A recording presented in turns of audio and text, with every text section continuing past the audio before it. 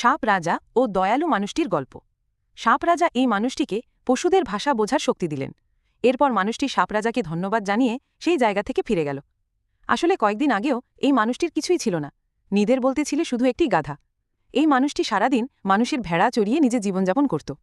একদিন সে বসেছিল, হঠাৎ করে কোনো এক আওয়াজ শুনতে পেল। আওয়াজের কাছে গিয়ে দেখল একটি সাপ জ্বলন্ত আগুনে পড়ে গেছে। মানুষটি খুবই দয়ালু ছিল, তাই একটি লাঠির সাহায্যে সাপটিকে আগুনের ভিতর থেকে টেনে বের করল এবং তাকে ঠান্ডা করার জন্য তার ওপর পানি ঢালল। মানুষটি সাপটির সাহায্য করেছিল, তাই সাপটি তাকে নিজের পেছনে আসতে বলল। এরপর সে তার গাধাটিকে জানিয়ে সাপটির পেছন পেছন জঙ্গলের গভীরে চলে গেল। সেখানে গিয়ে সাপটি একটি ছোট গর্ত দিয়ে মাটির নিচে চলে গেল, কিন্তু মানুষটি অনেক বড় হওয়ায় সেই গর্তে ঢুকতে পারল না।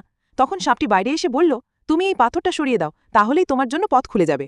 মানুষটি পাথরটি সরিয়ে নিচে নামল এবং দেখল মাটির নিচে একটি বিশাল সুন্দর প্রাসাদ আছে, যেটি রক্ষা করছে দুটি বড় বড় সাপ। ধীরে ধীরে সে প্রাসাদের ভিতরে গেল এবং দেখল সিংহাসনে বসে আছে একটি বিশাল অজগর। আসলে এই অজগরে সাপদের রাজা। রাজা তার দেশে একজন মানুষ দেখে রেগে গেল এবং তার বিশাল লেজ মাটিতে আছড়ে মারল। তার লেজের ওজন এত বেশি ছিল যে পুরো প্রাসাদ কেঁপে উঠল। এটা দেখে মানুষটি খুব ভয় পেয়ে গেল এবং মনে মনে ভাবতে লাগল, আমি এখানে এলামই বা কেন? রাজা তাকে মারার আগেই ছোট সাপটি এসে রাজার গলায় লেপ্টে পড়ল। তারপর সে রাজাকে পুরো ঘটনাটি জানাল, কিভাবে মানুষটি আগুন থেকে তাকে বাঁচিয়েছিল। কিন্তু মানুষটি তখনও রাজার ভয়ে ভীত হয়ে এক জায়গায় বসেছিল এবং মনে মনে বলছিল, হে ভগবান, এই একবারের জন্য আমাকে এখান থেকে বাঁচিয়ে দাও, আমি আর কখনো এখানে আসব না। সব কথা শোনার পর রাজা মানুষটিকে ডেকে বলল, তুমি আমার ছেলের প্রাণ বাঁচিয়েছ, তাই আমি তোমাকে কিছু দিতে চাই। এটা শুনে মানুষটি খুব খুশি হল। তখন রাজা বলল, আমি তোমাকে 1000টি সোনার মুদ্রা দিতে পারি, অথবা পশুদের ভাষা বোঝার শক্তি, এই দুয়ের মধ্যে একটিই বেছে নিতে হবে।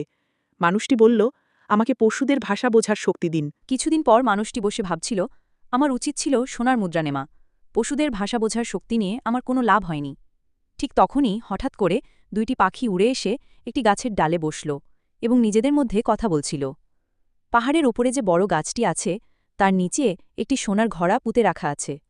মানুষটি এই কথা শুনে রাতেই কুড়াল নিয়ে পাহাড়ের ওপরে গিয়ে সেই বড় গাছটি কেটে ফেলল। গাছের নিচে থেকে সে একটি সোনায় ভরা ঘড়া পেল।